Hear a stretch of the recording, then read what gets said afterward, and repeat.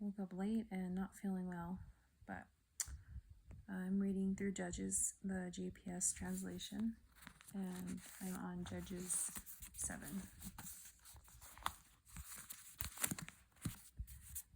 Where's the page? Here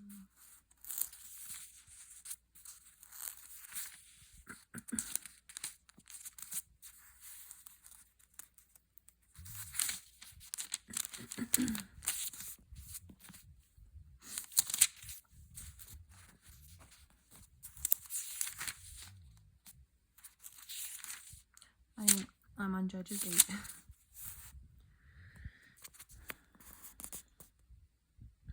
And the men of Ephraim said to him, "Why do you do this to us, not calling us when you went to fight the Midianites?"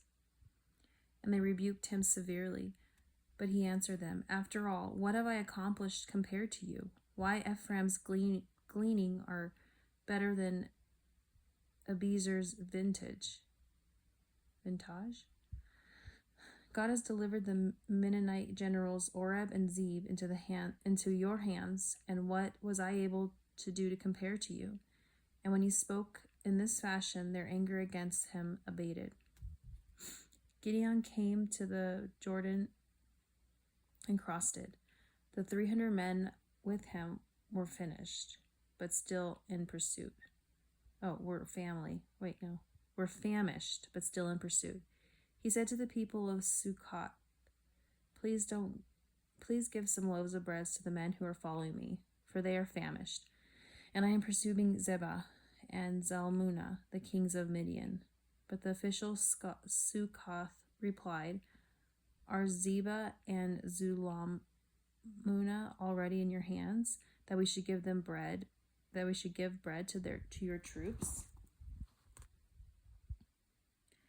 "I swear," declared Gideon, "when the Lord delivers Zebah and Zalmunna into my hands, I'll thresh your bodies upon desert thorns and briars."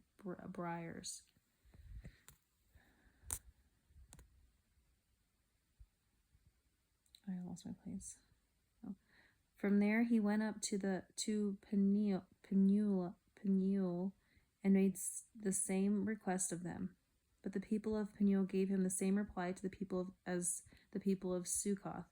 So he also threatened the people of Penuel, "When I come back safe, I'll tear down this tower." Now Zubah and Zalmunna were at Karkor with their armies of about 15,000.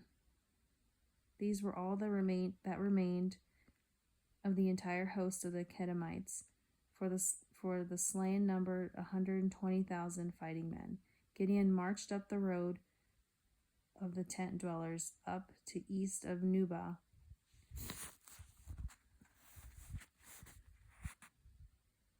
and Jogbeha, and routed the camp which was off guard. Zebah and Zalmunna took to fight with Gideon in pursuit. He captured Zebah and Zalmunna, the two kings of Midian, and threw the whole army into panic. On his way back from the battle at the ascent of Heres, Gideon, son of Joash, captured a boy from the people of Sukkoth and interrogated him. The latter drew up for him. The latter drew up for him a list of the officials and the elders of Sukkoth, 77 in number. Then he came to the people of Sukkoth and said, "Here are Zubah and Zalmunna, about whom you mocked me, saying, 'Are Zubah and Zalmunna already in your hands, that we should give your famished men bread?'"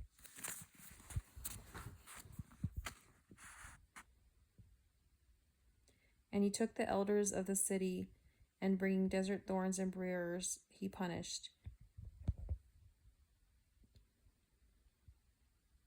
the people of Succoth with them. As for Penuela, he tore down the towers and killed the townspeople. Then he asked Ziba and Zalmunna,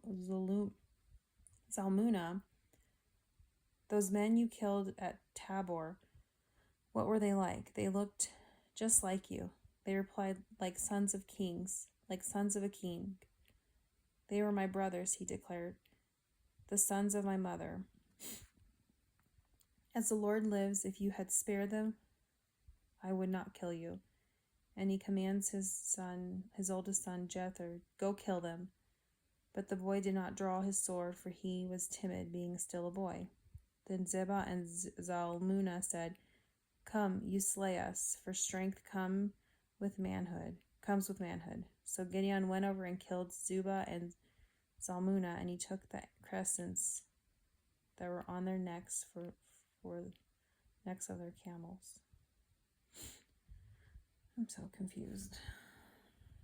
Then the men of Israel said to Gideon, rule over us, you, your son, and your grandson as well, for you have saved us from Midianites.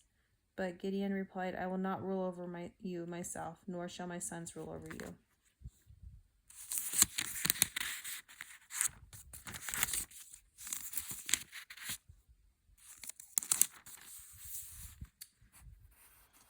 The Lord alone shall rule over you. And Gideon said to them, I have a request to make to you. Each of you give me an earring, the earring he received as booty. They had golden earrings, for they were Ishmaelites. Certainly, they replied. And they spread out a cloth, and everyone threw in it the earrings that they had received as booty. I don't understand. The weight of the golden earring that he had requested came to 1,700 shekels of gold. This was in addition to the crescents on the pendants and the purple robes worn by the kings of the Midianites, and in addition to the collars on the necks of their camels. Gideon made an ephod of this gold and set it up in his own town of Ophrah. There all Israel went astray after it, and it became a snare of Gideon and his household. This Midian submitted to the Israelites and did not raise its head again, and the land was tranquil for 40 years in Gideon's time. So Jerubbaal, son of Joash, retired to his own house. Gideon had 70 sons of his own.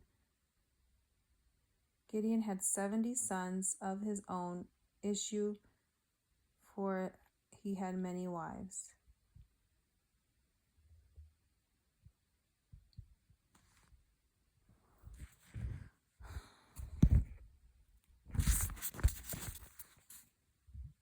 What's going on?